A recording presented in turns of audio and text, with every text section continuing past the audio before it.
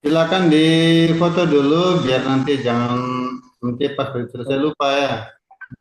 Difoto dulu untuk laporan saya ke Wabarakatuh. sama-sama.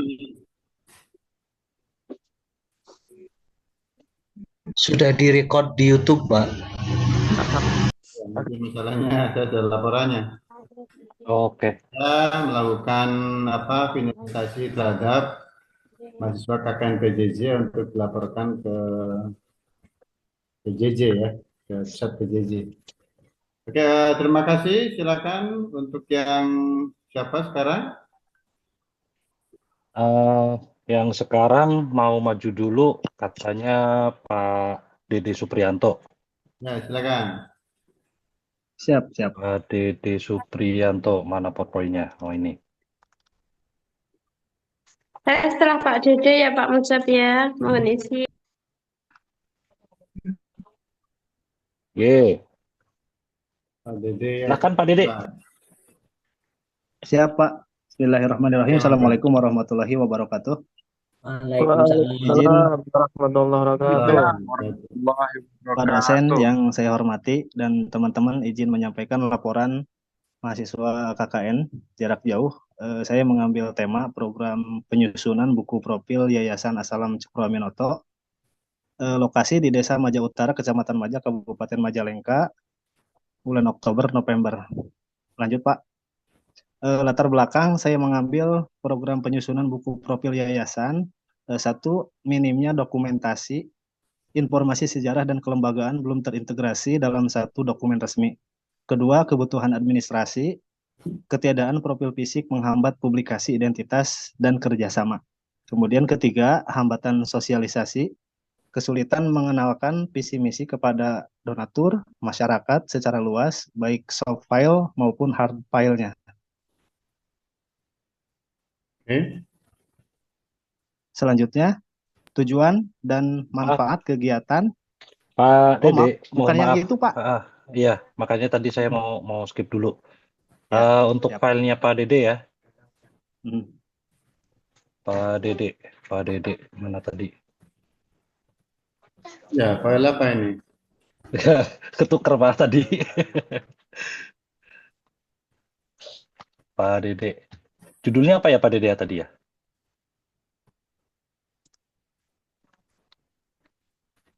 Halo Pak Dede. Laporan presentasi akhir. Presentasi Oke. laporan akhir. Laporan presentasi akhir. Oke, tadi mana ya? Pak Dede.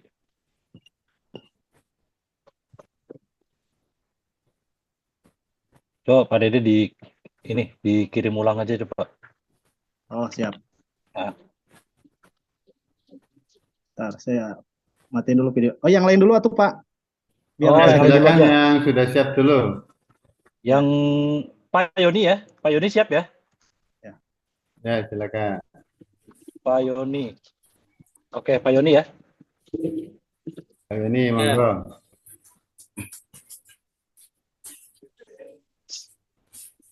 Assalamualaikum warahmatullahi wabarakatuh. Waalaikumsalam warahmatullahi wabarakatuh. Kenalkan, nama saya Yoni Triwiharto, nomor NIM 2281130231. Saya ingin melaporkan hasil KKN di desa saya, yaitu yang bertema peran takmir Masjid Al-Mubarakah dan TPQ Al-Mubarakah dalam meningkatkan beribadah di lingkungan sekitar. Enggak. Latar belakang pusat kegiatan yaitu di Masjid dan TPQ Al-Mubarakah Dusun Gedangan sebagai pusat aktivitas keagamaan, pendidikan, dan pembinaan umat. Permasalahan utama yaitu peran takmir masjid dan TPQ sebagai kunci utama dalam pengembangan kegiatan ibadah. Anak-anak TPQ masih suka bercanda dan jarang berangkat ngaji, membuat kegiatan kurang efektif. Rendahnya kesadaran sebagian masyarakat untuk sholat berjamaah, mengaji, dan pengajian rutin.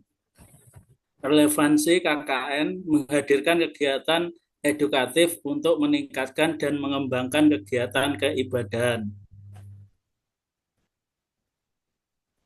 Oke.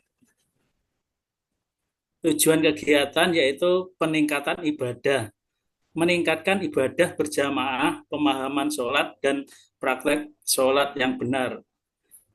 Untuk literasi Quran yaitu membaca atau membantu anak-anak belajar huruf hijaiyah dan membaca Al-Quran dengan tartil.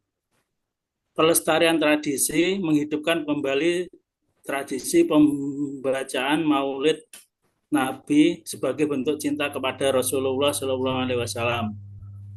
Bentuk pembentukan karakter itu kepada anak-anak memahami nilai karakter Islami, disiplin, adab, dan tanggung jawab. Oke.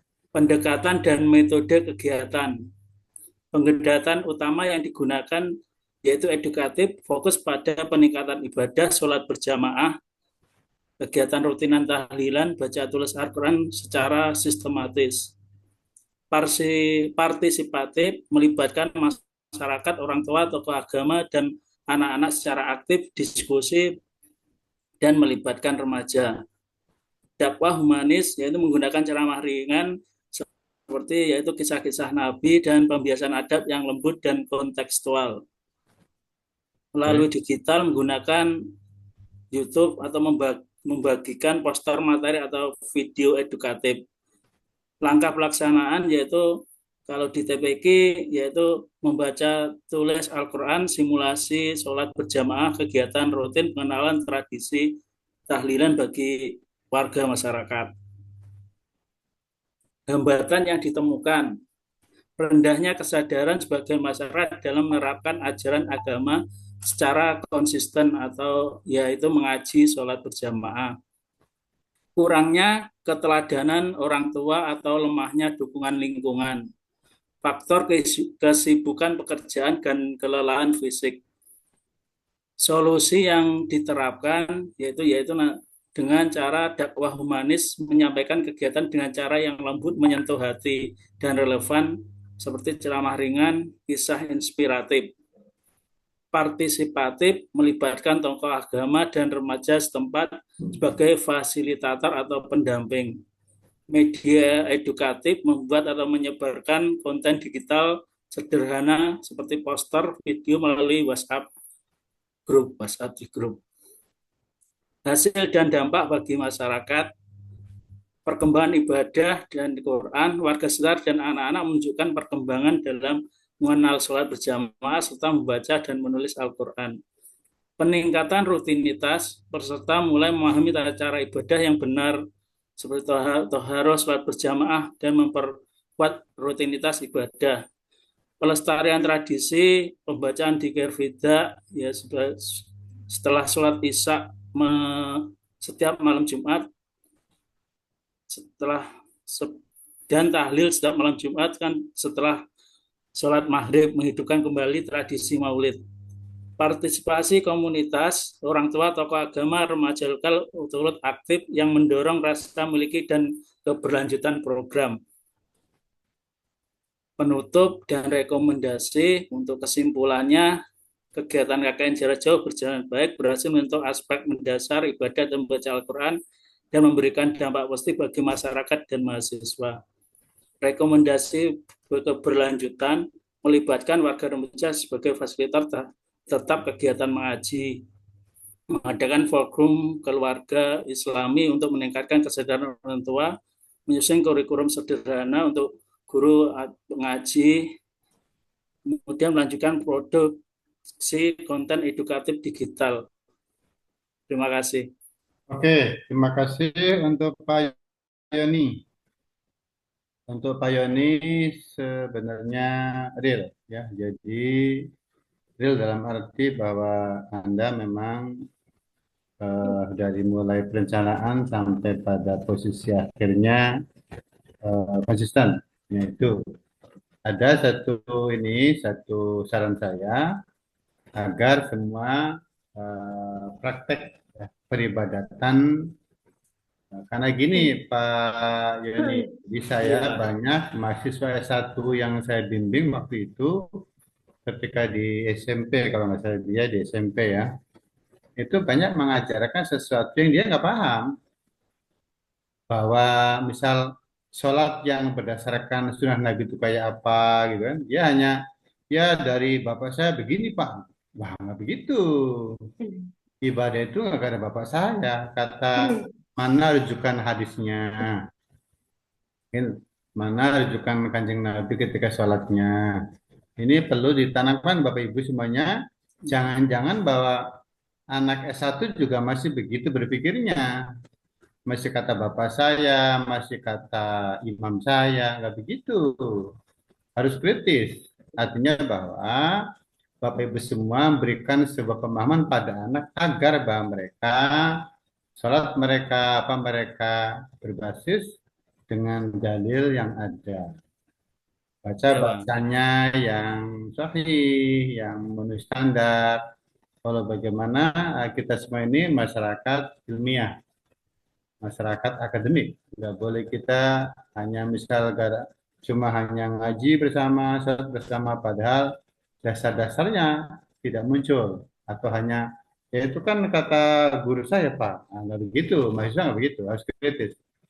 Artinya Pak Yono tadi udah benar sebenarnya dari awal sampai akhir konsisten, artinya dari mulai tujuan ya sampai kepada hasil tadi ya.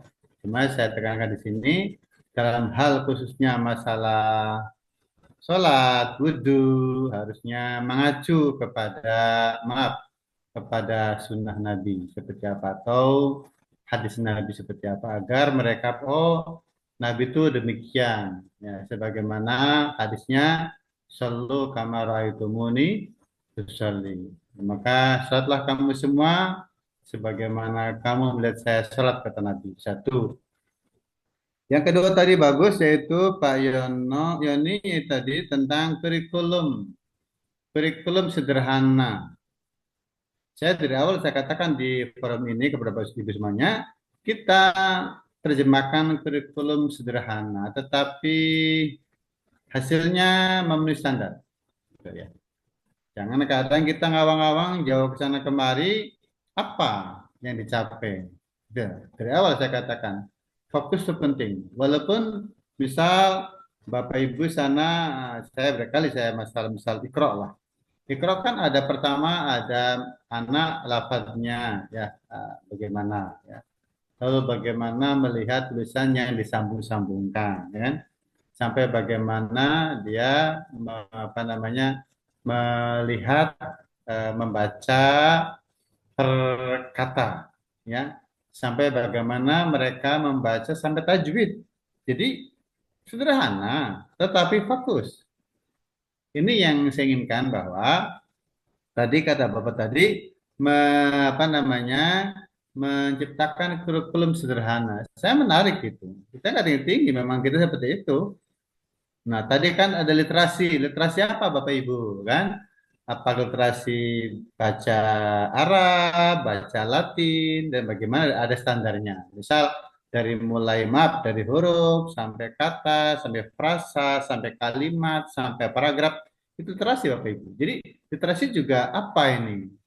Literasi misal IT tadi kan ya, tentang bagaimana kita melakukan proses pembelajaran IT. Literasi IT. Jadi literasi juga harus fokus juga apa literasinya kan? Atau literasi baca di anak-anak kelas dasar ya tentang misal huruf Arab, huruf Latin. Karena Bapak Ibu semuanya ternyata kami di Cirebon ada beberapa desa yang daerah pesisir sana itu literasi bahasanya rendah Bapak. Jangan dikira saya nggak tahu mengapa begitu ada kelas macam kelas 3, kelas 4 masih ada yang belum bisa baca. Ada. Wah, ini berbahaya. Nah, itu juga perlu literasi di situ. Untuk baca saja mereka harus dipertajam. Nah, ini saya kira lagi-lagi bahwa Bapak Ibu dalam segala apa namanya tindakan kita harus fokus apa. Jangan melebar ke sana kemari tapi hasilnya jadi tidak terukur. Nah, ya itu. Oke. Makasih Pak Yoni, thank you. Sama-sama Pak, makasih. Oh, lanjut. Selanjutnya Siapa dulu nih? Pak Dede dulu aja Saya ya. dulu, Pak. Ya, silakan. Lanjut Pak, iya saya dulu Pak. Ya, Siapa nih? Tanggung. Pak Dede aja dulu. Tadi udah silakan. Pak di Dede up ta? tadi. Mangga, Pak Dede. Pak Dede Supriyanto. Ya, monggo. Masih yang itu Pak. Sudah siap tak tadi? Pak Dede masih itu aja, itu apa namanya? PowerPoint-nya kok belum berubah? Tadi di grup Pak, udah di tag Pak. Ah, gitu. Udah Tapi di, ini tampilnya seperti ini. tadi ke ini apa pas waktu pindah data mungkin Oh, pas pindah data. Oh, ah, Iya. Jadi makanya saya minta di-upload ulang biar nanti saya download lagi. iya. Berarti Bu Siti aja dulu ya. Ya, ya, silakan. udah Bu Siti aja Pak. Oke. Ya, saya Bu upload Siti, ulang. monggo. Isnur. Ya. Bu Siti Nur Afifah. Ya, silakan.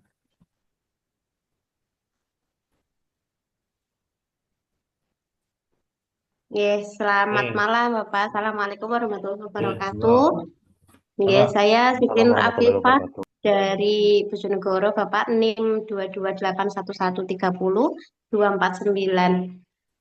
Kali ini saya akan presentasi laporan KKN jarak jauh saya yang bertema pembelajaran kreatif untuk meningkatkan minat mengaji santri Madi Nurul Huda di Desa Jawi. Gratis ya. Eh, Lanjut, Pak. Udah, Ya. oke. Jadi yang melatar belakangi saya memilih tema tersebut itu setelah saya melakukan observasi tentunya ke lembaga Madin tersebut, yang mana dari wawancara kepada ustadzah sama kepala sekolah atau kepala madrasah itu minat mengaji santri itu masih rendah. Masih rendahnya itu begini, Bapak. Jadi dalam 1 minggu, jadi di lingkungan Madin ini memang belum terbentuk lingkungan yang apa, mengaji terus seperti itu. Jadi misal sekarang masuk 3 hari nggak masuk, nah seperti rendahnya masih seperti itu. Kemudian saya juga ngobrol dengan anak-anak yang kebetulan hari itu masuk. eh, Kira-kira kenapa kok jarang masuk seperti itu? Nah ternyata ada beberapa yang biasanya merasa bosan seperti itu. Berarti ini bisa jadi karena metode pembelajaran yang masih cenderung konvensional atau kalau di kampung itu sorokan atau talaki seperti itu, Bapak. Jadi eh, diperlukan pendekatan kreatif dan interaktif karena juga mengingat sekarang itu juga sudah banyak teknologi yang mana ini juga harus kita manfaatkan untuk menarik minat mengaji juga karena kan digitalisasi itu sepertinya banyak sudah dilakukan atau dipakai di lingkungan pendidikan formal. Nah, ini saya mengambil tema ini untuk mengacu ke pendidikan non formal. Bisa lanjut, Pak Mujab. Nah, tujuannya untuk meningkatkan minat dan motivasi mengaji anak-anak serta mengembangkan metode pembelajaran yang kreatif serta menumbuhkan karakter religius serta memberikan pengalaman edukatif bagi saya sendiri atau peserta KKN seperti itu. Bisa dilanjutkan? Nah, sebelum masuk ke manfaat program, jadi pada prosesnya seperti menyiapkan apapun yang akan dilaksanakan pada program KKN ini, saya juga melibatkan pihak ustadzah atau pihak guru-guru dari madrasah tersebut untuk terlibat langsung agar kita sama-sama berjalan dan sama-sama mempunyai pengalaman belajar bersama seperti itu. Jadi manfaat program ini bagi lembaga adalah peningkatan kualitas pembelajaran yang mana tidak hanya cenderung konvensional, tidak hanya sorokan, tapi juga ada selingan yang mana pembelajaran itu mungkin bisa menarik perhatian anak-anak untuk mengaji. Selain itu juga mengasah komunikasi dan kepemimpinan, dan bagi santri pembelajarannya lebih menarik dan kreatif. Lanjut. eh, lokasi KKN saya berada di Madrasah Diniyah Nurul Huda yang ada di Desa Jawi, Kecamatan Tabarjo di Kabupaten Bojonegoro. Nah, di sini memang sudah untuk internet sudah gampang, sudah ada, tapi pemanfaatan teknologi dalam mengaji itu yang masih minim. Nah, di PPT ini Bapak mohon maaf ini programnya itu tidak dimasukkan. Jadi salah satu program yang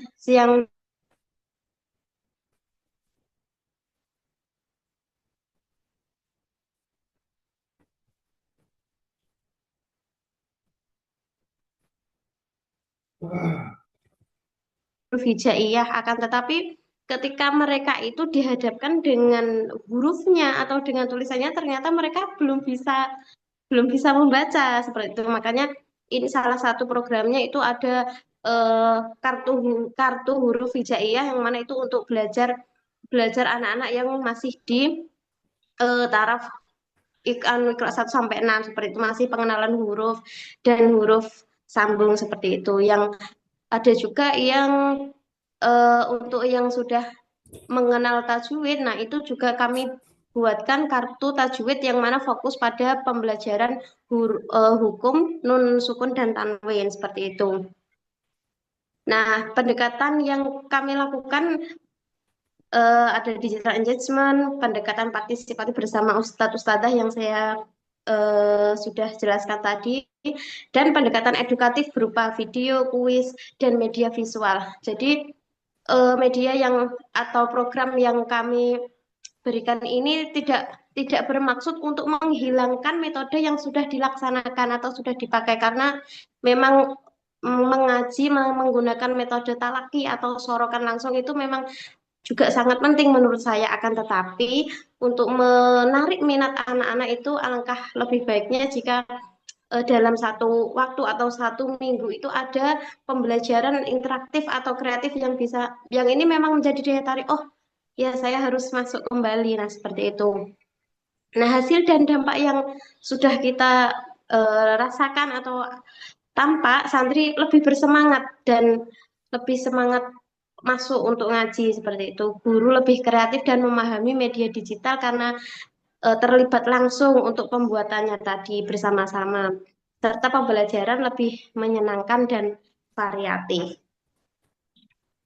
Untuk penutup, kegiatan berjalan dengan lancar dan memberi dampak positif meskipun ini belum bisa dikatakan maksimal seperti itu, Bapak. Perlu keberlanjutan agar motivasi santri tetap tinggi dan digitalisasi dapat menjadi solusi pembelajaran yang menarik di lingkup madrasah diniyah. Cukup Bapak dari saya. Oke, Terima kasih. terima kasih Ibu Siti Nur. Di sini Anda kelihatannya mempertengahkan tentang media pembelajaran. Jadi nanti Ibu bedakan apakah Ibu di sini bicara tentang metode atau media. Kelihatannya perspektif terakhir Ibu bicara media. Media yang digunakan untuk katakanlah dalam proses kegiatan belajar mengajar kelihatannya. Sana ke media. Nah, ini sampai ke media. Media itu yang media interaktif, media yang adaptif ya dengan anak-anak, media yang sangat memberikan rasa ingin tahu ya. Nah, memang sebenarnya kalau kita boleh sih di kita itu harus kreatif guru-guru itu, sehingga kadang-kadang guru-guru kreatif itu Bapak Ibu adalah guru-guru yang ketika mempersiapkan malam hari sampai luar biasa, di kelasnya sambil jalan aja itu anak-anak senang sendiri. Malah di kelasnya nggak kerasa capeknya persiapannya. Itu Bapak Ibu yang bagus tuh begitu. Jadi persiapannya sudah matang dari malam dan sebagainya. Begitu di kelas mereka sangat tidak begitu lama, tapi sudah langsung dimengerti. Mereka senang juga. Itu kan sebenarnya itu hal-hal yang sebenarnya kita bisa lakukan. Jadi kelihatannya Ibu ini adalah mengacu kepada pembelajaran kreatif untuk meningkatkan minat mengaji santri Madin Nurul Huda Desa Jawik ini adalah lebih kepada media pembelajaran Ibu. Iya. Nah, itu bentuknya apa ya? Saya kira tadi juga harus Ibu simpulkan juga bentuknya ini. Nah, anak ditertarik pada posisi sana ini gitu ya. Gitu. Nah, sampai pada fokus itu. Jadi tertarik sekali ya yang gitu. Fokus ya. Silakan lanjut. Yang lainnya. Ya, baik. Terima kasih, Bapak. Oke.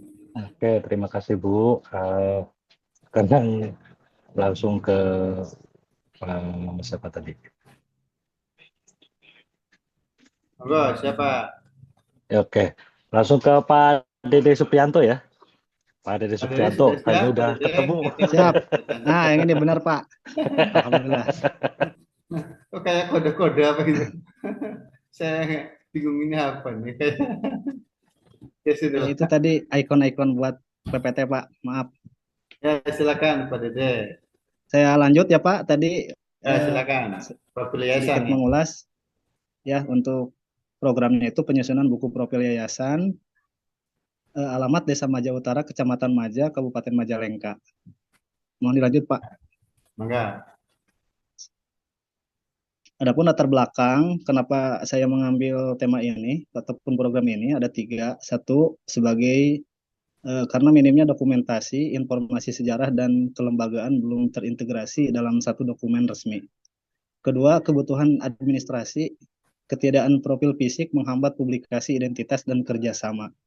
Ketiga, hambatan sosialisasi, kesulitan menganalisis visi misi mengenalkan visi misi kepada donatur dan masyarakat luas, baik itu secara soft file ataupun secara hard file. Kemudian tujuan dan manfaat dari kegiatan penyusunan buku profil yayasan. 1. Informasi terpadu. Menyusun dokumen profil mencakup sejarah, visi misi, dan program yayasan. Kemudian, kedua, citra lembaga meningkatkan kredibilitas. Kemudian, profesionalitas yayasan di mata masyarakat. Kemudian ketiga, administrasi menyediakan arsip resmi valid untuk kebutuhan akreditasi dan kebutuhan-kebutuhan formal lainnya.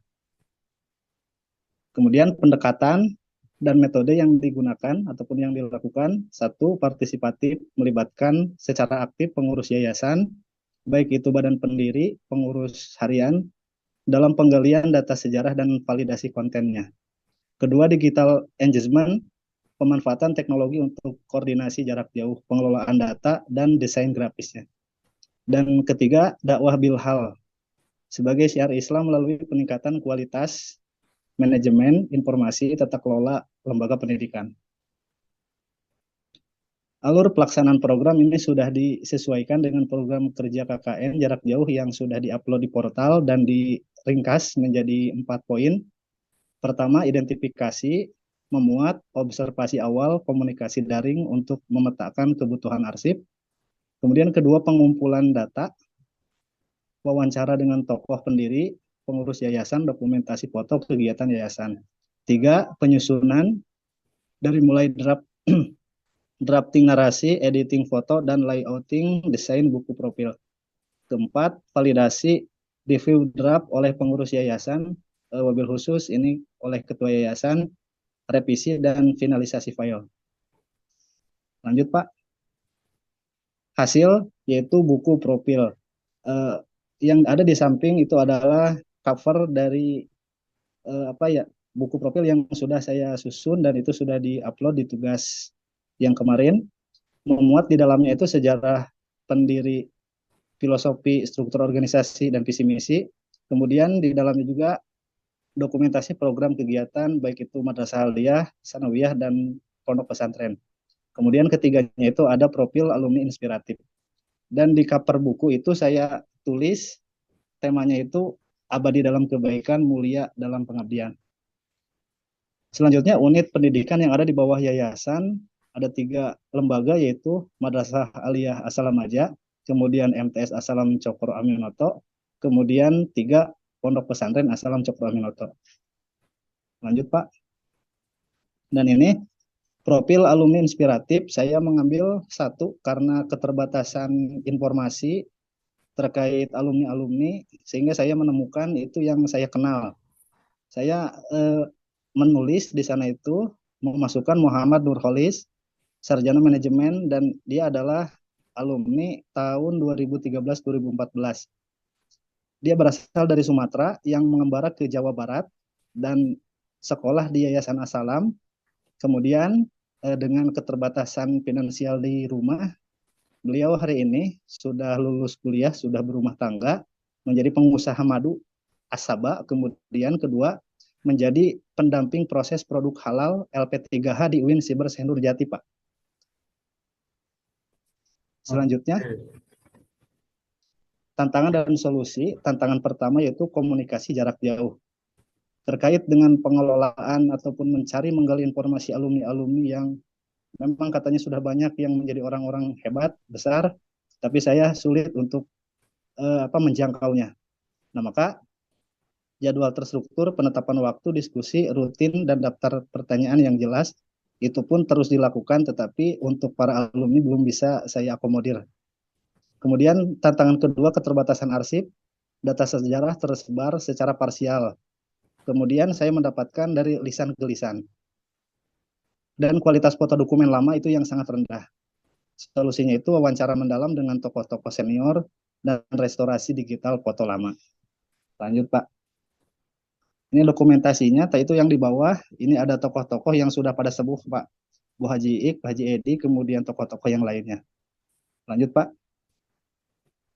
Kesimpulan dan rekomendasi, KKN jarak jauh ini dinilai berhasil menjawab kebutuhan yayasan akan ketersediaan dokumen informasi. Kolaborasi digital dan partisipasi menghasilkan aset administrasi yang meningkatkan citra profesional lembaga dan memberi pengalaman untuk mahasiswa, mobil khusus bagi saya. Rekomendasi, tetap harus ada pembaruan berkala, baik itu update data statistik, kemudian prestasi minimal 1 tahun sekali, dan terus mengupaya menggali alumni-alumni yang memang mereka sudah dikatakan besar, kata beberapa para pendiri yayasan. Kemudian kedua, rekomendasinya publikasi digital, distribusi e-book, baik itu PDF, via WhatsApp ataupun web, dan ini menjadi program kedepannya untuk membuat website yayasan. Karena hari ini belum ada website yayasannya, sebagai media promosi yang efektif. Sekian, terima kasih, Pak. Oke, terima kasih Pak Dede. Dari sini adalah penyusunan buku profil Yayasan As-Salam ya. Jadi pada seputar ya penyusunan buku profil ya. Itu berarti berisikan para alumnus ya. Itu sejarah, Pak, visi misi, kemudian itu dimulai dari awal mula asal muasal adanya yayasan, gitu. Dari siapa tokoh-tokoh orang majanya siapa, nah, itu saya menggali ke sana, Pak. Sampai Tadi hari kan ini. ada alumnus tuh, alumni udah kerja di Ya, sini, sebagainya ada begitunya tak? ya itu sebagai salah satu bagiannya, Pak, isinya. Ya artinya gini, artinya bahwa Bapak dalam hal penyusunan profil ini, buku profil ini ya menjadi sebuah hal yang baik ketika memang juga ditularkan kepada yang lainnya, Pak Dede. Jadi Siap. tidak hanya tertumpu pada Yayasan Pak Dede, tapi juga adalah kepada teman-teman yang barangkali ini sebuah kebutuhan ya untuk pengembangan apa namanya yayasan ke depan ya, Pak Dede ya. Itu maksudnya. Siap. Nah, Iya, jadi Pak. nggak hanya tumbuh pada yayasan Pak Dede, tapi juga kepada teman-teman di ketok tularkan maksudnya kan begitu Pak Dede. Itu maksudnya. Ya, Oke, biar ada kebermanfaatan untuk yang lainnya. Oke, makasih, monggo. siap. Siap. Assalamualaikum Oke. warahmatullahi wabarakatuh. Salam. Waalaikumsalam warahmatullahi wabarakatuh. Selanjutnya yaitu Pak Ainul Azhar. Ya, silakan. Sudah ready apa belum? Jadi Pak, saya masukin sendiri ya Pak ya coba. Oh, JJ, monggo. Iya, ada Pak.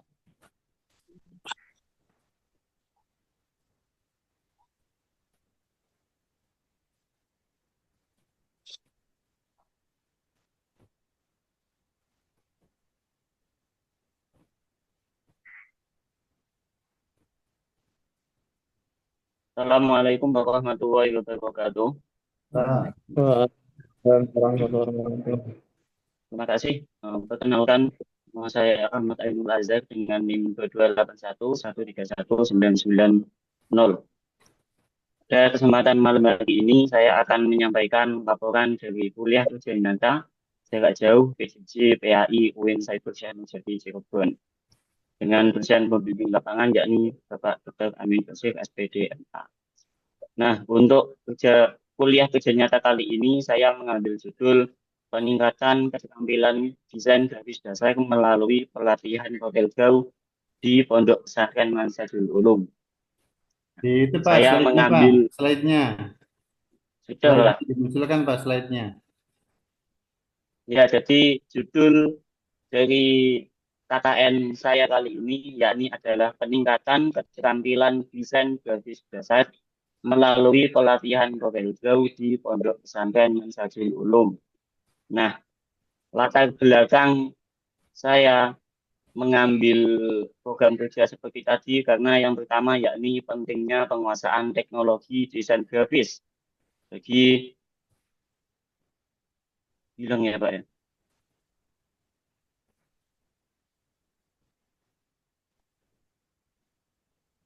Iya Pak, slide-nya maksudnya Pak.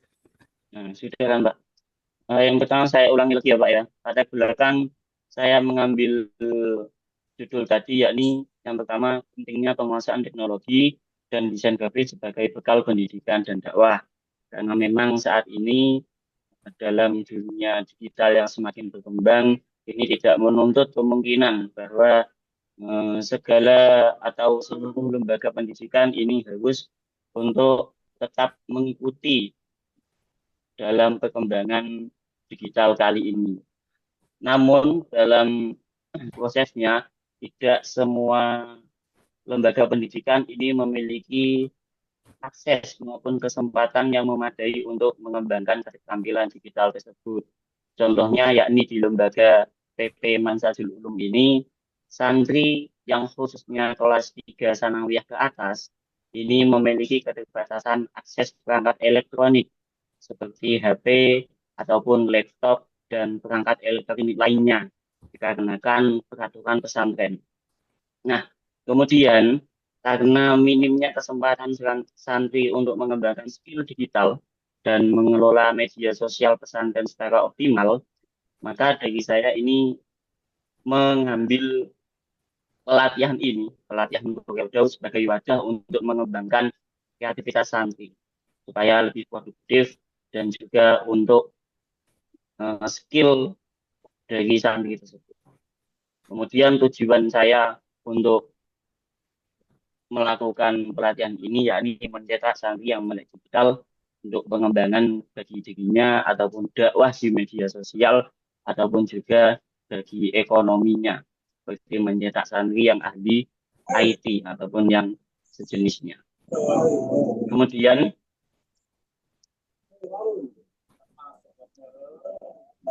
tujuan dan manfaat pelatihan. Tujuan dari pelatihan kali ini yakni satu, memberikan pemahaman dasar kepada santri mengenai konsep dan prinsip desain grafis. Yang kedua, melatih santri dalam menggunakan aplikasi Corel sebagai salah satu perangkat desain grafis yang mudah diaplikasikan. Tujuan yang ketiga yakni menumbuhkan kemampuan berpikir kreatif dan produktif di kalangan santri melalui kegiatan desain berbasis teknologi digital. Kemudian tujuan yang keempat yakni menguatkan kapasitas pengurus pesantren sebagai pendamping pelatihan sehingga keberlanjutan program dapat terus berjalan setelah kegiatan KKN berakhir. Kemudian manfaat yang akan diperoleh ketika telah mengikuti pelatihan nanti yakni satu, meningkatkan kreativitas dan kemampuan teknis santri dalam menggunakan software desain grafis sehingga mereka bisa menghasilkan karya visual yang menarik dan bermakna. Manfaat yang kedua, menjadi sarana dakwah yang lebih efektif dengan media visual yang menarik seperti poster, brosur, dan materi promosi untuk pondok pesantren. Manfaat yang terakhir yakni tiga, menumbuhkan rasa percaya diri dan ketelitian santri dalam berkarya digital yang dapat berdampak positif pada pengembangan diri secara keseluruhan.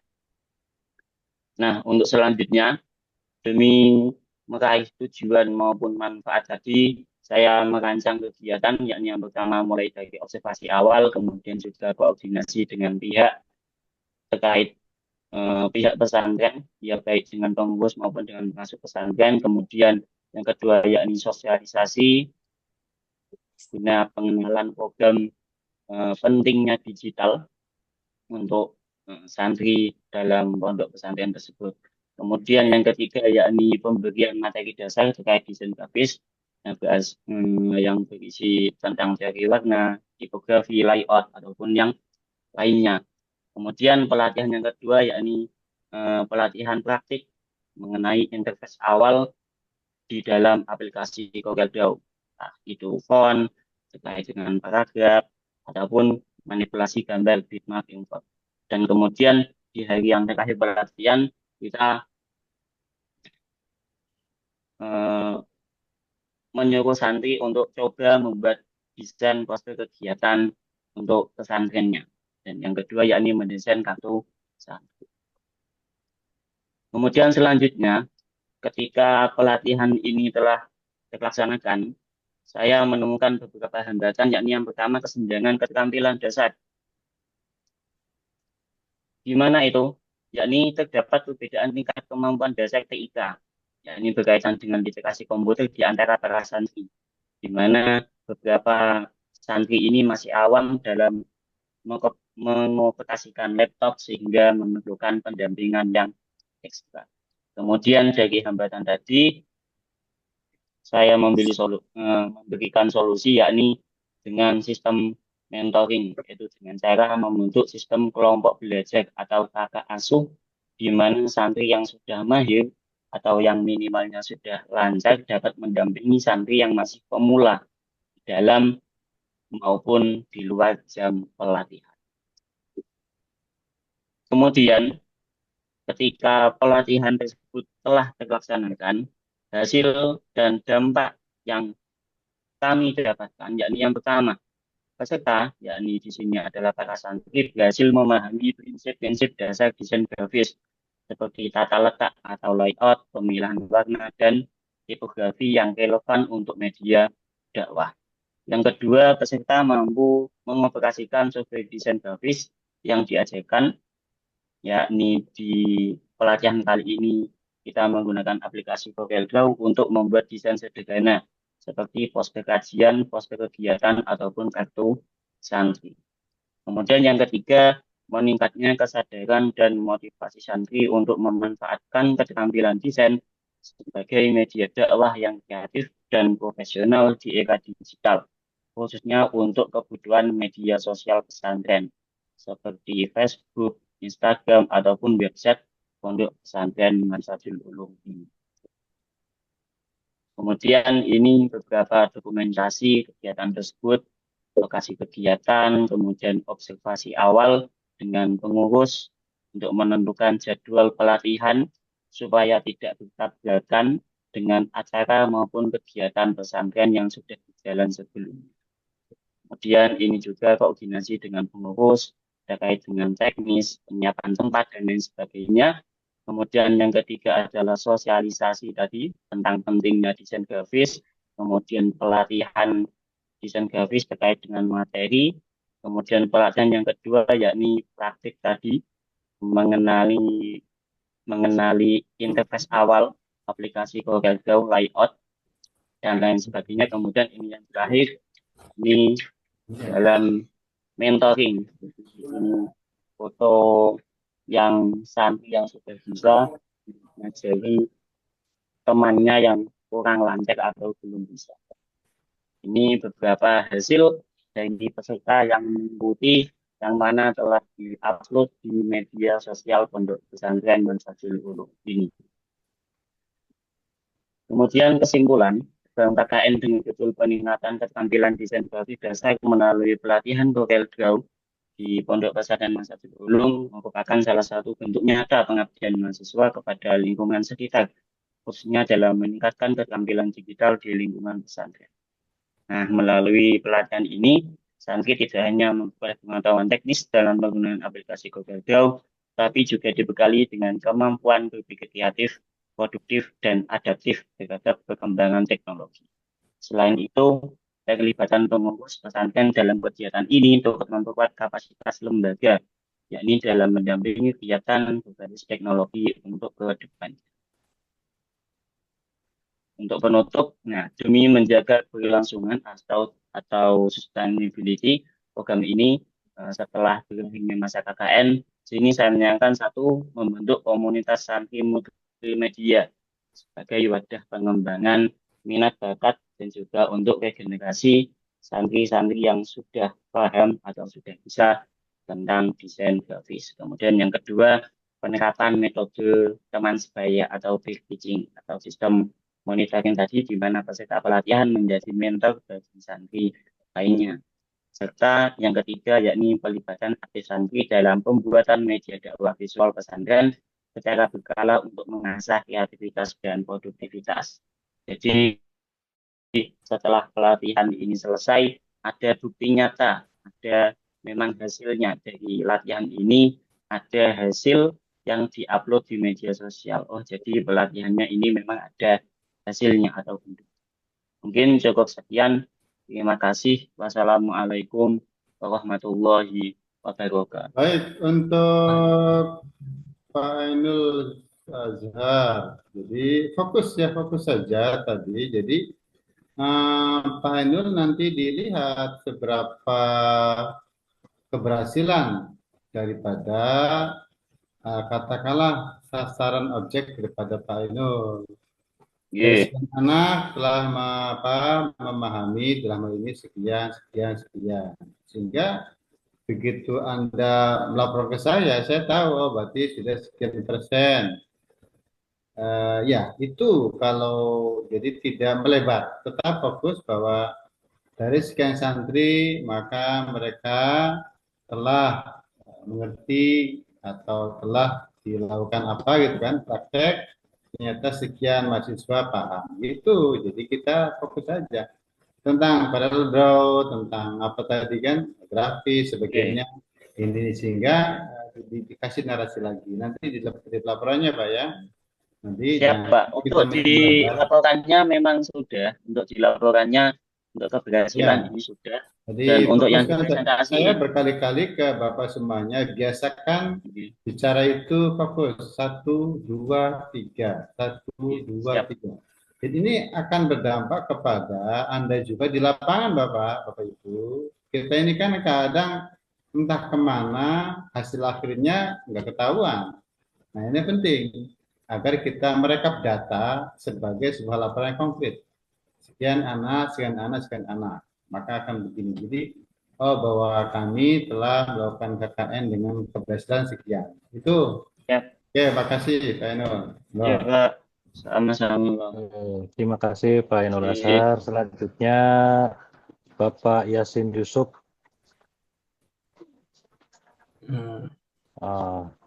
Silahkan Bapak Yasin Yusuf untuk mempresentasikan hasil KKN-nya. Saya coba share screen sendiri ya Pak. Mungkin sinyalnya sudah stabil. Oke.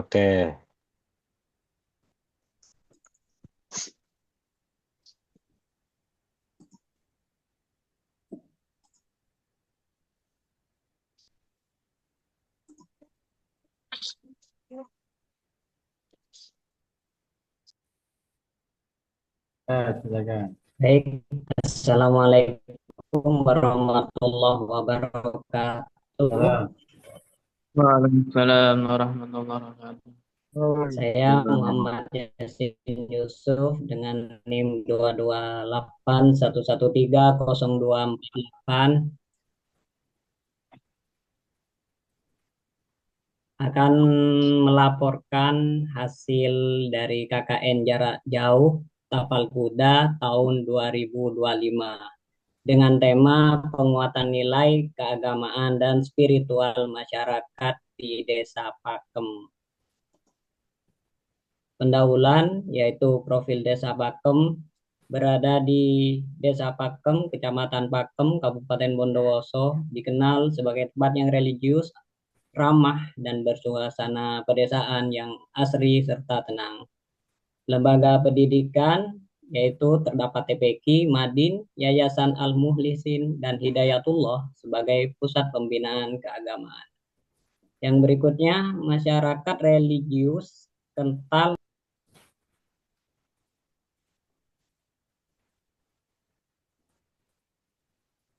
Dan sepertinya terpental. Keluar, Iya, Pak Yasin. iya, sepertinya nggak kuat koneksinya. Atau diganti aja dulu sama Pak Mujib ya? Monggo, silakan. Iya, Ya, ganti aja boleh. Pak Mujib dulu dah. Ya. Silakan Pak Mujib. Ya, Oh, Bismillahirrahmanirrahim. Assalamualaikum warahmatullahi wabarakatuh. salam. Saya Mujib dengan NIM 2281130 245 akan memberikan laporan KKN. Karena di lingkungan saya, desa saya ada metode Yanbu'a, maka dengan tema implementasi metode Yanbu'a dalam meningkatkan kualitas bacaan Al-Quran santri TPQ di desa Jatisawitlor, Kecamatan Jatibarang, Kabupaten Indramayu. Lanjut, Kang. Sebagai pendahuluan, sebagai mahasiswa jurusan Pendidikan Agama Islam, PAI, pelaksanaan KKN menjadi momentum penting untuk mengimplementasikan nilai-nilai keagamaan dalam pendidikan Islam secara nyata dalam kehidupan sosial. Mahasiswa tidak hanya belajar teori tentang pendidikan Islam, namun juga dituntut untuk menerapkan kemampuan pedagodik, sosial, dan kewirausahaan dalam membina, membimbing, dan memberikan kontribusi terhadap pembangunan moral dan spiritual masyarakat. Tujuannya adalah untuk mengetahui kondisi sosial keagamaan masyarakat serta kondisi pembinaan, meningkatkan kemampuan baca tulis Al-Quran santri, menumbuhkan semangat dan kecintaan santri terhadap pembelajaran Al-Quran, mewujudkan suasana belajar yang interaktif, menyenangkan, dan berorientasi pada mutu bacaan. Untuk metode kegiatan kami yang pertama pendekatan partisipatif, yaitu pelaksanaan kegiatan dilakukan tentunya dengan melibatkan masyarakat secara aktif, dengan tahapan perencanaan, pelaksanaan, hingga evaluasi kegiatan. Kita sebagai mahasiswa berupaya membangun kerjasama dengan perangkat desa, tokoh agama, pemuda, serta masyarakat umum agar program yang dilaksanakan benar-benar sesuai kebutuhan. Yang kedua, pendekatan edukatif dan pembinaan. Program diarahkan untuk memberikan edukasi, peningkatan pengetahuan, dan pembinaan karakter keagamaan melalui kegiatan pembelajaran, pelatihan, bimbingan belajar, penyuluhan agama, dan penguatan akhlak serta literasi Al-Quran. Kegiatan dalam bentuk tabel kita per tanggal ada dari awal ada observasi dan koordinasi, dilanjutkan dengan sosialisasi program KKN, pembelajaran TPQ, mengajar keagamaan di sekolah, bimbingan tasin dan tahfiz, pelatihan bacaan, baik azan maupun bacaan sholat, pelatihan, dan selanjutnya sampai 40 hari. Lanjut, Kang. Kesimpulannya, pelaksanaan kuliah KKN program studi pendidikan agama Islam selama 40 hari di desa Jatisawitlor berjalan dengan baik dan lancar berkat dukungan berbagai pihak, terutama pemerintah desa, tokoh masyarakat, serta partisipasi aktif warga. Seluruh program kegiatan yang direncanakan pihak kampus, baik di bidang keagamaan, pendidikan sosial, maupun pemberdayaan masyarakat sekitar dapat terlaksana dengan optimal dan memberikan manfaat nyata bagi masyarakat desa. Melalui kegiatan seperti pembelajaran TPQ, bimbingan belajar, penyuluhan keagamaan, kegiatan sosial, pemberdayaan pemuda, KKN berkontribusi dalam meningkatkan kualitas keagamaan. Semoga seluruh program yang telah dilaksanakan dapat terus berlanjut dan memberi dampak positif berkelanjutan bagi masyarakat di desa Jatisawitlor. Terima kasih atas dukungan kerjasama dan penerimaan yang sangat baik selama pelaksanaan KKN. Mungkin Silakan ke awal lagi, Pak ini ya. Ke awal. Terus, oh iya di bawah itu ya. Saya baca Anda di sini implementasi metode Yanuba. Iya, Pak. Dalam meningkatkan kualitas baca Quran. Itu topiknya Pak Mujib. Iya, Pak. Topik Anda adalah implementasi metode yang dua dalam meningkatkan kualitas baca Quran. Itu fokusnya ke situ, Pak Mujib. Iya, iya, iya, iya, Fokus Pak. saja. Jadi nanti gimana caranya, ada berapa orang, modelnya seperti apa, cara kerjanya seperti apa, kan? Pelaksananya bagaimana, terus sampai kepada hasil yang Anda lakukan itu nanti setelah berapa lama yang Anda lakukan itu adalah ada persentase bahwa dengan metode yang dua itu Anda bisa lihat perkembangan baca Quran anak itu fokusnya. Iya, iya, Pak. Itu saya Agak melebar ya. berkali-kali kita ini harus fokus pada satu kajian kita. Sehingga begitu dari perencanaan, sampai pelaksanaan, sampai evaluasi, dan Iya, feedback lagi nanti diulang kembali itu fokusnya. Ya. Semuanya saya dari awal itu, sudah dari awal saya katakan bahwa kita fokus. Fokusnya apa? Topiknya tadi ada yang digital, ada yang apa? Literasi. Literasi apa? Tadi saya kan sampai ke situ kan. Literasi iya, iya. baca tulis, literasi pelaporan IT, kayak gitu ada fokus-fokusnya sehingga kita dari awal sampai akhir kita akan ketahuan gimana kita apa namanya hasil daripada kakak yang kita lakukan. Itu nggak apa-apa di sini begini, nanti sebagai masukan kepada Anda nanti pelaporannya seperti itu. Fokus pada bidang-bidang yang Anda geluti. Monggo, terima kasih. Lanjut. Iya, Pak. Terima kasih, Pak. Baik, terima kasih. Untuk selanjutnya Pak Kohar, tapi Pak Yasin mohon maaf, Ya, tak nggak jadiin apa-apa, Pak. bontot, tak jadiin bontot dulu. Nggak apa-apa, Pak. Ya, silakan dilanjutkan. J. Untuk Pak Abdul Kohar. Kohar, monggo silakan. Monggo, silahkan presentasinya bisa dimulai. Terima kasih atas waktunya. Assalamualaikum warahmatullahi wabarakatuh. Waalaikumsalam warahmatullahi wabarakatuh.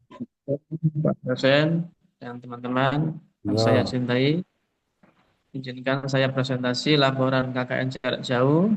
Nama Abdul Kohar, NIM 2281130228. Judul pengabdian saya yaitu pemberdayaan guru dan santri dalam meningkatkan kualitas pembelajaran TPQ Darul Ulum Dusun Sukojo. Lokasi saya yaitu di Dusun Sukojo, Desa Blutigo. Ini letaknya sangat pelosok sekali dari kota Lamongan, sekitar 50 kilo. Lamongan ya? Lokasi dulu, Pak, lokasi dulu. Jangan ke itu dulu. Nah, lokasi ini, TPQ ini di bantaran Bengai Solo, Pak. Jadi ketika mau, iya Pak, di bantaran pas Bengai Solo. Jadi kalau air meluber itu ya itu biasanya sering amber, Pak. Sering berbes ini. Banjir maksudnya? Iya, sering, Pak. Sering kena banjir. Oh iya. Karena di samping bantaran sungai pas, Pak. Dilanjut. Latar belakang. Nah, setelah saya berkunjung ke TPQ Darul Ulum, saya observasi, saya diskusi dengan kepala TPQ, ternyata banyak masalah, banyak yang harus dikerjakan di TPQ Darul Ulum. Pertama yaitu keterbatasan tenaga pengajar. Jadi tenaga pengajarnya itu tidak fokus, Pak. Tenaga pengajarnya itu ada yang bekerja, ada yang sebagai ibu rumah tangga. Nah, itu nggak fokus, Pak. Banyak sering meninggalkan siswa. Kemudian minimnya pembinaan administrasi. Jadi di TPQ ini absen saja tidak ada, Pak. Jadi hanya pengajaran saja. Absen saja tidak ada, jurnal, kemudian meja, papan tulis, itu sangat sedikit sekali. Spedol juga nggak ada. Kurangnya pengembangan kegiatan ekstrakurikuler. Kemudian keterbatasan sarana dan prasarana. Nah, lemari aja tidak ada, Pak. Lemari untuk buku-buku tidak ada. Dilanjutkan. Tujuan saya KKN di TPQ Darul Ulum ini untuk meningkatkan kompetensi guru TPQ dalam metode pembelajaran yang menarik dan interaktif. 2. Mengembangkan potensi santri dalam memahami, menghafal, dan mengamalkan ajaran Islam. 3. Membantu TPQ dalam menata sistem administrasi dan manajemen pembelajaran. 4. Membangun sinergi antara guru, santri, dan masyarakat dalam mendukung pendidikan keagamaan. Lanjut. Manfaat yang diharapkan dari kegiatan KKN di TPQ Darul Ulum Sidoarjo antara lain. Bagi guru, meningkatnya kemampuan administrasi dan metode mengajar. Jadi metode mengajarnya itu an-nahdiyah, Pak. Tapi kurikulumnya belum berjalan. Tidak ada pendampingan, tidak ada pembinaan. Jadi saya masuk itu gimana komunikasi dengan madrasah binaannya, yaitu kita sambungkan ke Mabin Langitan, Pak, Pondok Langitan. Jadi guru-guru ini kita ikutkan dalam pelatihan. 2. Bagi santri bertambahnya wawasan keterampilan membaca Al-Quran. 3. Bagi TPQ sistem pembelajaran lebih tertata. 4. Bagi masyarakat tumbuhnya partisipasi dan kepedulian terhadap pendidikan agama anak-anak. Nah, jika anak dan guru ini tertata dengan rapi, maka masyarakat ini secara otomatis partisipasinya itu naik. Kemudian lanjutkan lagi. Nah, programnya untuk guru itu saya melakukan pendampingan dalam pembelajaran dan metode pembelajaran dan administrasi tadi, Pak, ya, belum ditulis. Kedua, memberikan pembelajaran metode mengaji an-nahdiyah dari jilid 1 sampai jilid 6 hasilnya. Kemudian lanjutkan hasilnya yaitu komunikasi lebih tertata, absen, kemudian jadwal siswa, jadwal guru itu lebih tertata. Sebelumnya belum tertata dengan baik. Kemudian untuk siswa lebih disiplin dan rajin mengaji. Wali murid semakin percaya dengan keberadaan TPQ. Lanjut. Hambatan sumber daya manusia. Nah, ini guru-guru ini sumber dayanya ini ketika saya melakukan pendampingan itu sumber dayanya sangat rendah, Pak. Nggak punya komputer, tidak punya laptop. Nah, ini perlu dilakukan pendampingan. Dana dan biaya. Di sini TPQ itu 1 bulan setiap anak itu 5.000, Pak. Nah, sedangkan siswanya hanya 25. Ini ketika melakukan sesuatu ini sulit. Nah, ini termasuk hambatan dana biaya untuk mengembangkan TPQ. Kemudian konsisten, ya. Nah, siswa dan guru ini sering tidak konsisten ketika melakukan visi dan misi. Nah, ini adalah hambatan. Kemudian lanjut. Solusi, terus meningkatkan edukasi kepada Dewan Guru TPQ. Nah, memberikan motivasi, penguatan pada pengurus TPQ. Nah, guru-guru itu perlu ada pengurus. Nah, untuk mengurusi guru dan siswa terkait dana, terkait honor, terkait saran prasarana, ini harus ada pengurus TPQ yang solid. Lalu terus meningkatkan kreativitas. Ketika guru melakukan pembelajaran kepada siswa, ini butuh selalu kreativitas agar anak ini selalu tertarik untuk mengaji di TPQ tersebut. Assalamualaikum warahmatullahi wabarakatuh. Penutup, ya, itu yang bisa saya sampaikan presentasi untuk laporan PBJ KKN JJ ini. Terima kasih. Assalamualaikum warahmatullahi wabarakatuh.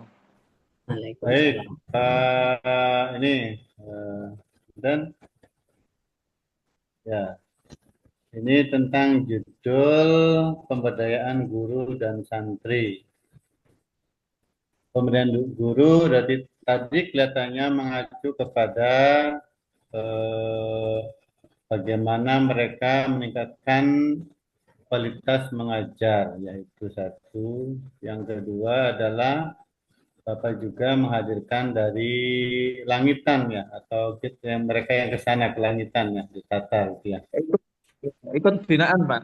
Pembinaan, yaitu yang berikutnya tadi berkenaan dengan katakanlah sumber daya alam yang ada. Tadi kan dari SDM itu adalah kemampuan orangnya. Lalu ke sana juga tadi kan juga kurang ya. Memang Ya. untuk apa? Untuk sekolah-sekolah pemula atau yang tadi kan hanya cuma berapa muridnya cuma 25 ya. Iya, Pak, 25. Kan 25 kan itu tuh perlu intensifikasi, Pak, intensif. Jadi kalau Betul, Pak. tertumpu kepada 25 siswa, saya ngebaca 25 kali 5.000 itu berapa itu? Iya. Sementara guru juga apa namanya? Ya, saya kira tidak mengarah kepada apa? Kepada keuangan, Bapak. Jadi mengarah kepada mungkin butuh guru-guru yang berdedikasi tinggi. Para Bapak dan Ibu semuanya, sebenarnya saya pernah waktu di Jakarta itu mengolah anak-anak jalanan, Pak. Kita nggak bicara tentang uang. Kita bicara bagaimana kita untuk mengantaskan mereka agar mereka bisa sekolah dengan tidak sementara embel-embel uang, Pak. Sementara ya, kalau begitu kan itu kan seperti itu tuh. Coba Bapak dibayangkan 5.000 cuma 5 orang, berapa itu gurunya kan? Itu kan kita nggak bicara uang. Bukan itu saya kira memang lebih tepatnya adalah kepada SDM-nya tadi, kualitas para gurunya, bagaimana tatarannya, mereka meng-create supaya mereka tetap juga apa namanya sungguh-sungguh untuk menangani anak-anak seperti itu kan. Nah ini kalau saya pahami sebagai sebuah lembaga yang benar-benar kita harus extraordinary, sesuatu yang luar biasa. Kalau kita hanya mengandalkan kayak sekolah udah maju ya nggak mungkin. Ini harus SDM-nya harus SDM tangguh. Kami juga waktu di Jakarta pernah melihat anak-anak jalanan, Pak. Kami nggak bisa ada uang waktu itu. Kita menyai donatur kemana-mana. Saya kepala sekolahnya, guru-gurunya banyak juga. Mereka ya digaji. Ya saya juga kadang yang malah lebih kecil gaji daripada guru-gurunya karena saya harus seperti itu.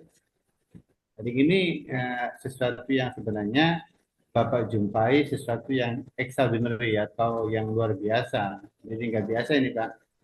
Nggak kayak tadi kan sekolah menuju apa itu beda ini, beda. Jadi kita jangan bicara uang, jangan. Bicara adalah ke apa? Maaf, kualitas guru dan sebagainya. Tadi benar di sini juga pemberdayaan guru dan santri ya. Ya fokus apa nih tentang mereka tentang menguasai bahan ajar masalah misal ikro atau masalah apa praktek sholat itu Pak ya. Itu saya kira tadi. Ya, makasih Pak. Nun. Selesai Pak. Ya. Oke, terima kasih Bapak Abdul Kohar. Selanjutnya yaitu yang terakhir Bapak Yasin Yusuf. Pak, minta tolong kayaknya ini minta bantu share screen Pak. Soalnya sinyalnya tidak stabil. Iya. Telepon Pak Yasin. Pak Yasin Yusuf. Ya, Pak Yasin dulu. Silakan Pak Yasin. Silakan Pak. Presentasinya. Baik, langsung ke halaman kedua Pak. Profil Desa Pakem yaitu deskripsi lokasi berada di Desa Pakem, Kecamatan Pakem, Kabupaten Bondowoso, dikenal sebagai tempat yang religius, ramah, dan bersuasana pedesaan yang asri serta tenang. Lembaga pendidikan terdapat TPQ, Madin, Yayasan Al-Muhlisin, dan Hidayatullah sebagai pusat pembinaan keagamaan. Nilai sosial keagamaan, masyarakat religius, kental, kebersamaan, aktif dalam istighosah, yasinan, dan sholat berjamaah. Potensi digital, masyarakat adaptif terhadap teknologi, butuh pendampingan untuk pemanfaatan digital dalam pendidikan dan dakwah. Baik, slide berikutnya, Pak. Tujuan dan manfaat kuliah kerja nyata. Tujuan kegiatan, pertama meningkatkan empati dan kepedulian mahasiswa, yang kedua menerapkan iptek secara kolaboratif dan interdisipliner, yang ketiga menanamkan nilai kepribadian, keuletan, etos kerja, tanggung jawab, dan kepemimpinan. Yang keempat menguatkan nilai spiritual keagamaan di masyarakat dan santri, serta kelima mendorong generasi muda aktif dalam kegiatan keagamaan dan sosial. Manfaat KKN bagi masyarakat, menumbuhkan kreativitas dan inovasi di kalangan masyarakat, meningkatkan pemahaman dan kesadaran diri dan kesadaran nilai keagamaan, memberikan pendampingan nyata dalam kegiatan keagamaan lokal. Berikutnya meningkatkan semangat belajar santri menuju pendekatan kontekstual, lalu menghidupkan kembali tradisi keislaman lokal secara kolaboratif. Manfaat KKN lanjutan, manfaat bagi mahasiswa yaitu mengembangkan soft skill, komunikasi, kerjasama, kepemimpinan, dan adaptasi. Yang kedua, menerapkan ilmu pengetahuan dan teknologi dalam pemecahan masalah nyata. Yang ketiga, memperluas wawasan mengenai isu sosial, budaya, dan ekonomi masyarakat. Yang keempat, menumbuhkan empati, tanggung jawab sosial, dan adaptasi di masyarakat. Yang kelima, memperoleh pengalaman langsung dalam mengelola dan melaksanakan kegiatan. Selanjutnya, meningkatkan kemampuan profesional, pedagogik, dan kedewasaan berpikir. Manfaat bagi perguruan tinggi, yaitu mengimplementasikan tridharma perguruan tinggi, seperti pengabdian masyarakat. Yang kedua, sarana penerapan dan pengembangan ilmu pengetahuan, teknologi, dan seni. Yang ketiga, menjalin kerjasama berkelanjutan dengan yayasan dan masyarakat setempat. Yang keempat, memperkuat peran kampus dalam membentuk mahasiswa berintelektual dan peka sosial. Dan yang terakhir, meningkatkan relevansi dan dampak program pendidikan tinggi bagi masyarakat. Potensi dan permasalahan di Desa Pakem. Potensi yang ditemukan, kuatnya nilai keagamaan dan aktivitas ibadah masyarakat. Yang kedua, lembaga pendidikan agama seperti TPQ, Madin yang aktif. Yang ketiga, budaya gotong royong dan tradisi lokal yang kental. Yang keempat, potensi ekonomi dari petani dan pengrajin bambu. Yang kelima, masyarakat mulai mengenal media digital.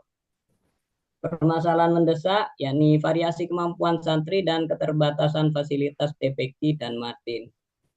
Yang kedua, literasi digital dalam penggunaan media sosial yang bijak.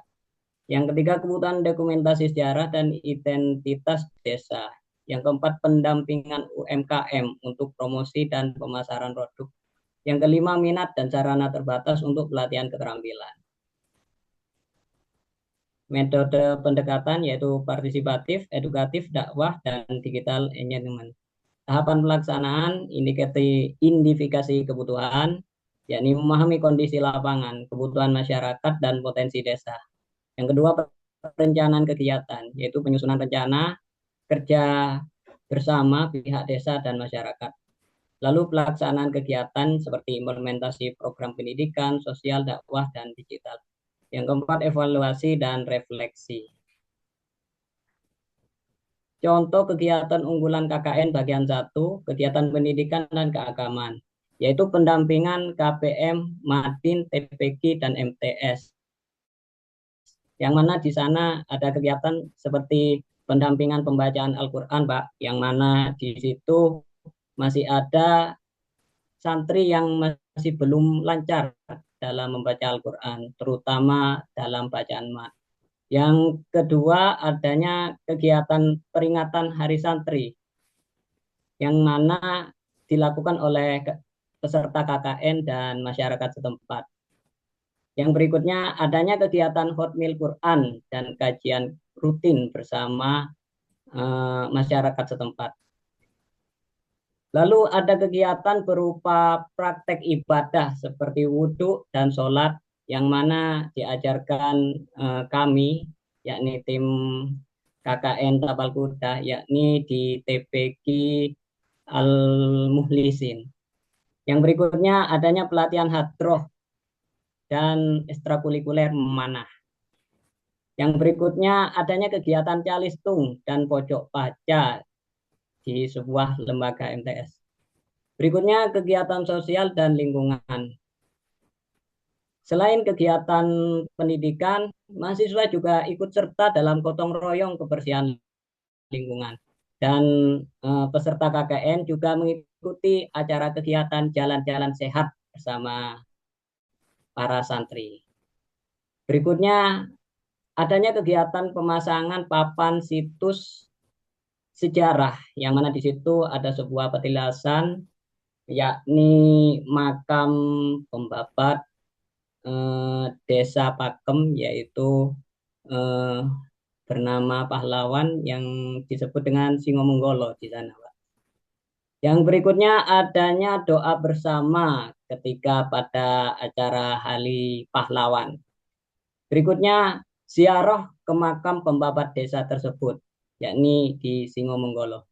Yang berikutnya sosialisasi etika digital, yang mana di sini diajarkan secara Zoom meeting, menanamkan etika dalam berdigital kepada masyarakat agar lebih bijak dalam menggunakan gadget.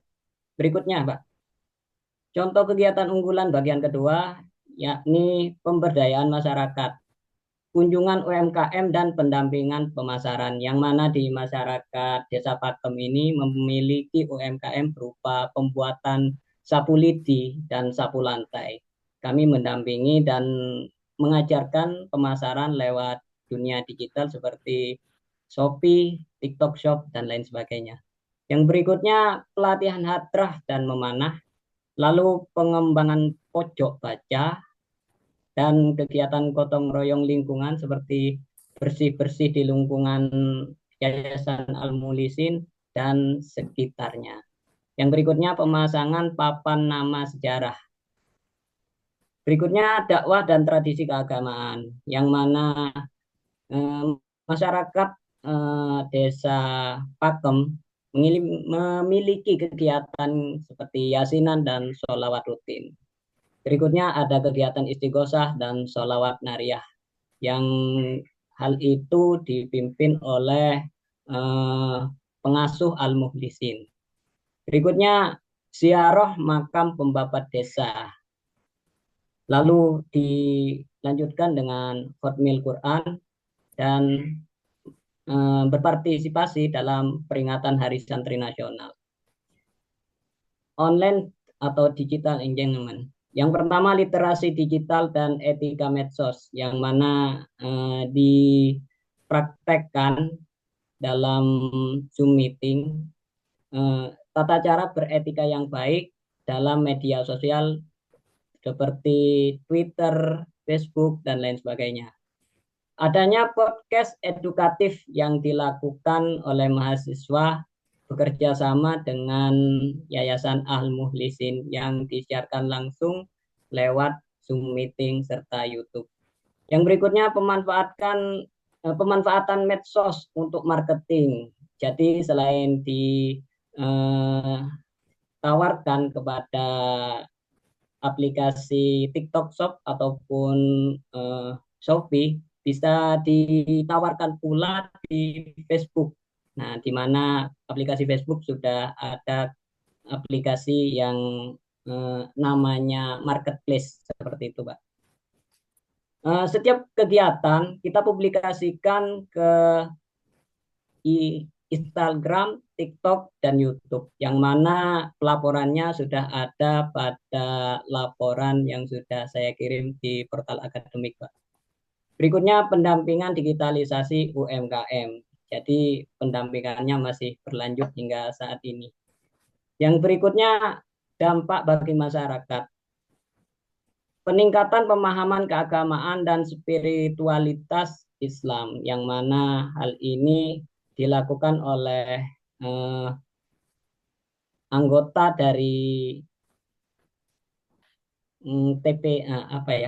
anggota dari KKN Tapal Kuda yang mana beliau adalah mahasiswa sekaligus pendiri TPQ Al-Mukhlisin. Jadi beliau itu kegiatannya berkelanjutan, Mbak. Seperti itu. Yang kedua, pendampingan kegiatan keagamaan, Madin, TPQ, dan Istighosah. Yang mana berdampak baik sehingga masyarakat itu lebih gimana ya? Lebih membuat suatu budaya istighosah sebagai kegiatan yang berkelanjutan. Berikutnya peningkatan semangat belajar santri dan motivasi ibadah, yang mana setelah adanya kegiatan KKN tersebut, santri-santri termotivasi untuk belajar. Berikutnya lingkungan desa lebih rapi, bersih melalui gotong royong. Berikutnya meningkatkan keterampilan hadroh, memanah, dan kreativitas. Lalu kesadaran penggunaan media sosial secara bijak. Dampak bagi mahasiswa, yakni pengalaman pembelajaran lapangan yang berharga. Yang berikutnya pengembangan empati, tanggung jawab sosial, dan adaptasi. Lalu peningkatan kemampuan komunikasi dan kepemimpinan. Selanjutnya pengelolaan program kerja secara terstruktur. Berikutnya pengalaman dakwah dan pedagogik, lalu penguatan karakter spiritual dan profesional, dan pengembangan kreativitas melalui konten digital. Baik, berikutnya Pak. Hambatan dan solusi KKN. Hambatan yang dihadapi adanya perbedaan kemampuan santri, yakni membaca Al-Quran, ibadah, dan jalistung, yang mana ada yang memahami secara pembacaan mat saja di dalam Al-Quran, dan ada juga yang masih belum bisa dalam melaksanakan ibadah sholat, serta adanya santri yang masih belum memahami, yang mana belum bisa berhitung dan belum bisa dalam penambahan seperti itu.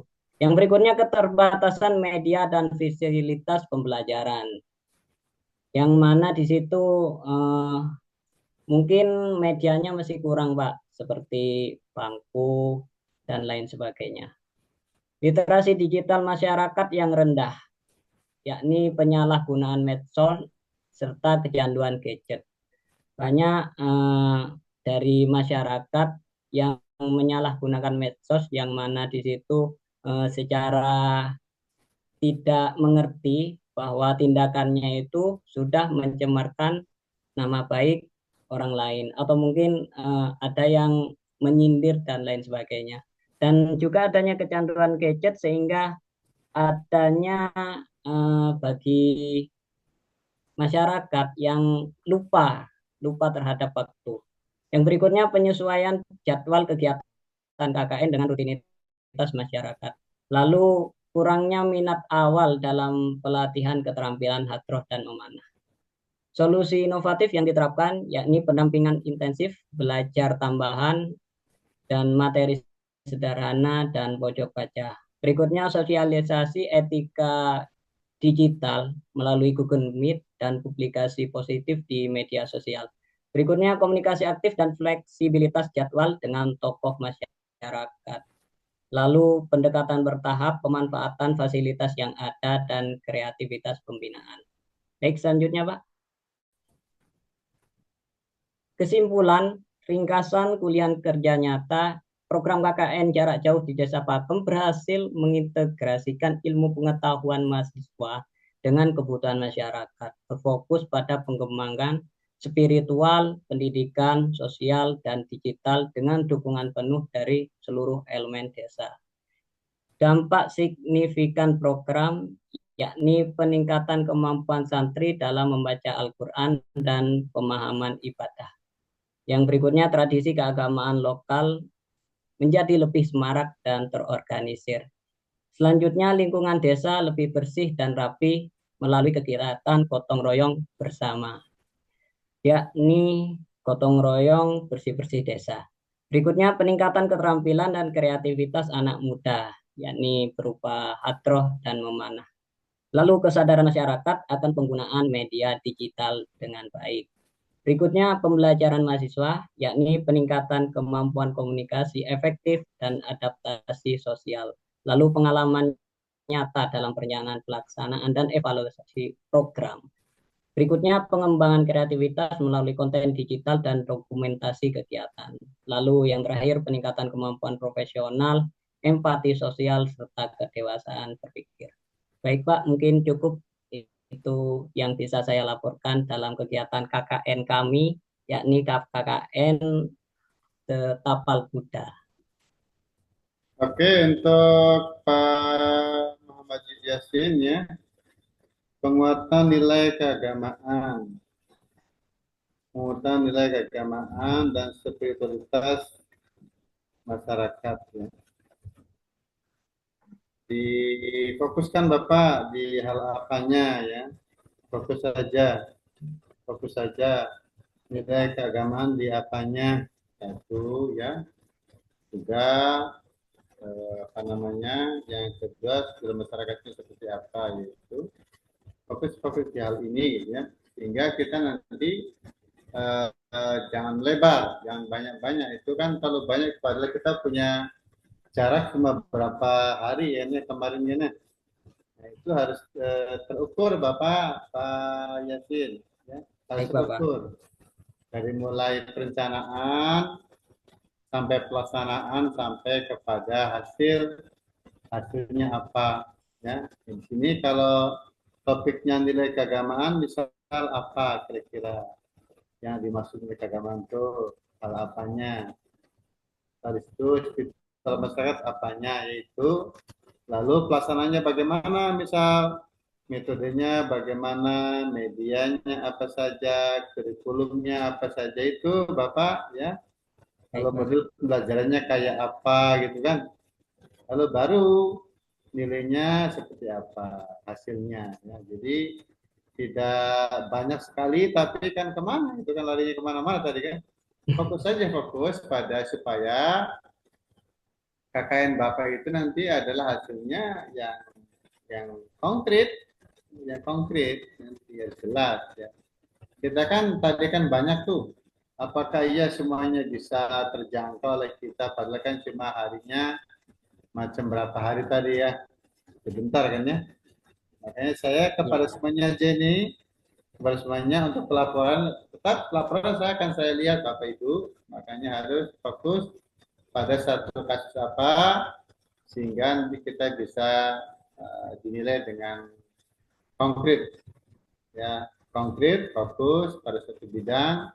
Adapun lainnya itu hanya tambahan Bapak, misal kayak hari santri lah, apa itu tambahan aja, tambahan kita untuk, karena kita bermasyarakat ya, pasti ada kan hari santri, ada apa muludan, apa itu hanya tambahan aja sebenarnya. Yang fokusnya pada posisi apa Bapak ya, itu Pak Muhammad Yasin, itu barangkali nanti saya tunggu laporannya di portal akademi. Nah, itu barangkali yang saya sampaikan. Oke, Pak Sepul Mujab. Oke, Pak. Yang lainnya siapa udah belum? Masih ada enggak? Alhamdulillah Pak Yasin Yusuf tadi terakhir Pak. Oke, makasih. Saya kira itu dulu untuk malam ini. Saya hanya ingin melihat nanti hasil pelaporan konkretnya. Kalau bahwa ada perbaikan, silakan Pak diperbaiki di portal Pak, nggak apa-apa. Iya Pak. Siap Pak. Nanti apa yang saya sarankan agar menjadi perbaikan ke depan juga ya. Iya Pak. Ini Bapak, sering kita banyak kegiatan tetapi nggak fokus. Saya berkali-kali harus fokus. Kenapa?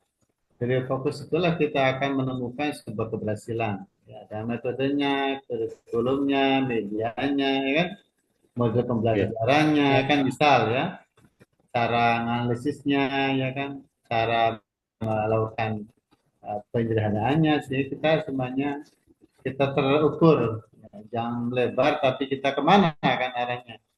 Itu saja saya kira sebagaimana yang pernah saya katakan ke Bapak. Ya, kita harus fokus ke suatu masalah tertentu. Thank you, terima kasih. Dan semoga udah difoto Pak ya Ibu ya. Udah Iya, ya. Pak.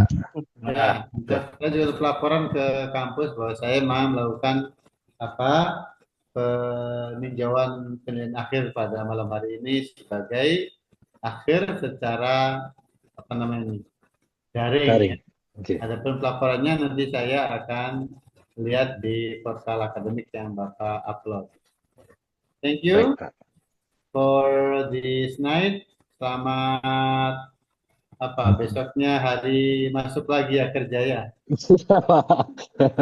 Mulai aktivitas Ya, lagi. saya padat Pak, saya lagi juga bikin modul, saya lagi meneliti, saya banyak nih Pak. Jadi kadang-kadang Subhanallah. tadi saya lupa, tambah.